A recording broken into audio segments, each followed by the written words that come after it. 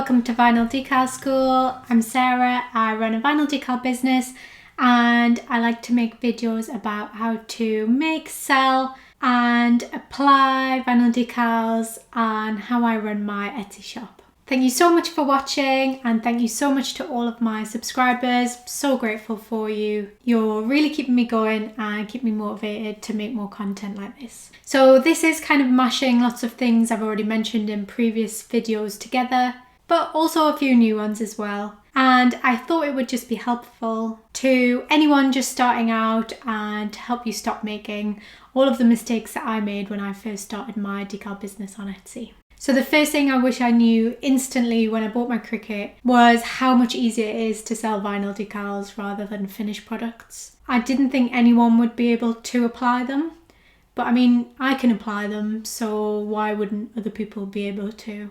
And there are loads of other reasons too. If you want all of my reasons, I put them all in this video here. The next thing I wish I'd done was to price my decals properly.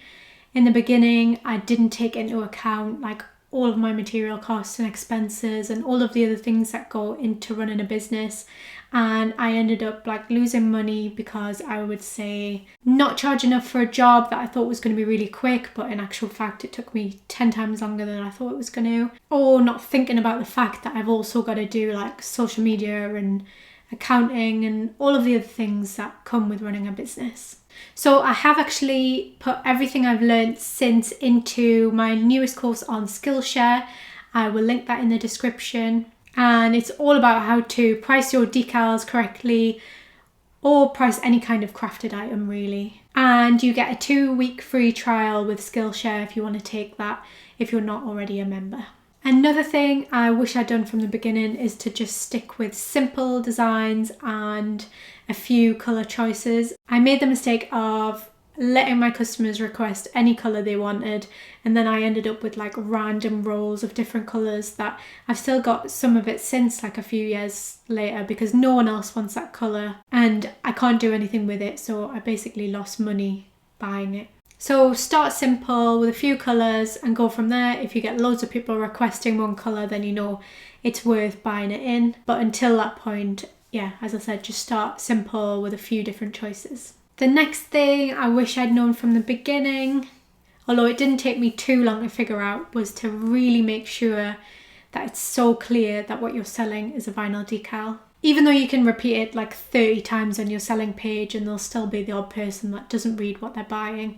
But as long as you know you've made it as clear as you possibly can, that's all you can do. And the majority of people will read what they're buying. The next one is that there will be constant mistakes, and I had to learn how to not beat myself up about it all the time. I'm still kind of learning that. I still sometimes slip back into that really like frustrated, angry person I used to be quite often when things would go wrong. But I just try and remind myself that I'm human, nobody's perfect, technology isn't perfect. And as long as I'm factoring in time and expenses for stuff going wrong, then that's all I can do, and that's great. Also, I realised like the more annoyed and frustrated I would get about making mistakes, the more mistakes I would make. So the quicker I can get calm and like centre myself, maybe just like go away and have a little walk or breathe somewhere else and then come back to things, the more efficient I can be in the long run. When it comes to Etsy, I wish I'd realised to begin with that having a good picture is worth the effort. When I started, I had some like absolutely awful pictures. They had like terrible light, had hacked together mock-ups. They just didn't look great at all, and I wondered why no one was buying my decals. And I think that was a big part of it, because as soon as I did a photo shoot and learned how to lighten up my photos and make them look good with props and stuff, then the sales just kind of snowballed from there. Check out my video on creating mock-ups if you want some more info on that. And the same goes for creating an attractive brand that can be taken seriously as well. It's so easy these days to make your own logo on Canva, put some complementary colours together and use those consistently throughout everything you're doing, and to really piece everything together so that it looks like you're a business and this isn't just a hobby for you. And then another thing, so that people will take your business seriously, and I think I kind of knew this one before I started because of my past experience in other jobs, but customer service is the key to growing your business. What I wish I'd learned a bit sooner was that it's not worth my mental health to get myself worried about difficult customers or whether someone's going to leave a bad review. I do still occasionally get a bit of anxiety if something's gone wrong or a customer's not 100% happy and I get myself worried that they're going to leave a bad review. I think it's just left over from when I first began. It's difficult to get out of that habit of thinking the worst is going to happen. But I've learned how to avoid getting bad reviews most of the time by just communicating with the customer. I've put all of that into this video here if you want to check that out. And this kind of leads on to another thing I wish I'd learned, was learning really quickly what I should be saying no to. Anything that's really fiddly and I know it's going to take me loads of time to cut and make, but it's so small that I can't really justify charging a huge amount for. I tend to say no to those just because I know I'm going to end up losing money on them if they're going to take me loads of time. Same goes for customers who want a really fast turnaround on something that's going to take me ages as well. I've learned to just say no to those. I used to always do them, but I'd end up working late, something would inevitably go wrong, and even though I could charge a bit more because it was fast turnaround, it just was never worth the stress for me. It might be fine for you, but for me personally, I just say no to anything that I think is not worth my time and getting stressed over. So it might take you a little bit of time when you're just starting out, and obviously you want to take all the jobs you can get and all the work you can get, but you will soon figure out where your boundaries are and what you should be saying no to. Same goes with switching notifications off and not being too scared to take a holiday. Put your Etsy shop on holiday mode. A lot of people seem to have this superstition about putting their Etsy shop on holiday mode. I've twice put mine on holiday mode for a month, and when you reopen it, although it is a bit slower and it takes a little bit of time to build up back to what it was before you put it on holiday mode, it always seems to.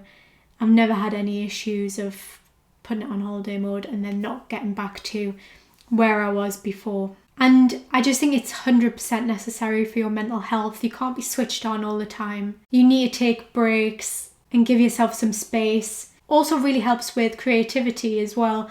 If you're always in your business, it doesn't give you a chance to step back and see what needs improving, what other designs you could add, all that kind of thing. I definitely learned that the hard way. Whenever I'm super busy and I'm just kind of making orders, replying to customers in that day-to-day business life, I noticed that no new designs get done, nothing gets improved on, and my business isn't really growing.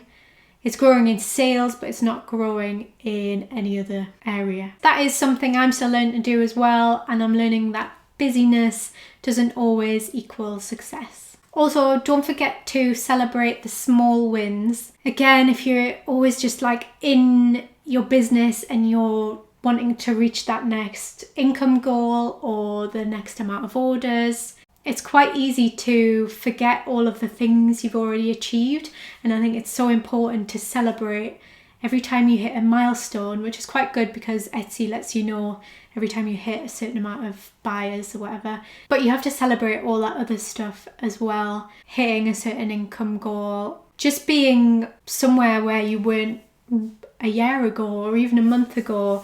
You need to be celebrating that stuff all the time because it gives you so much self-belief.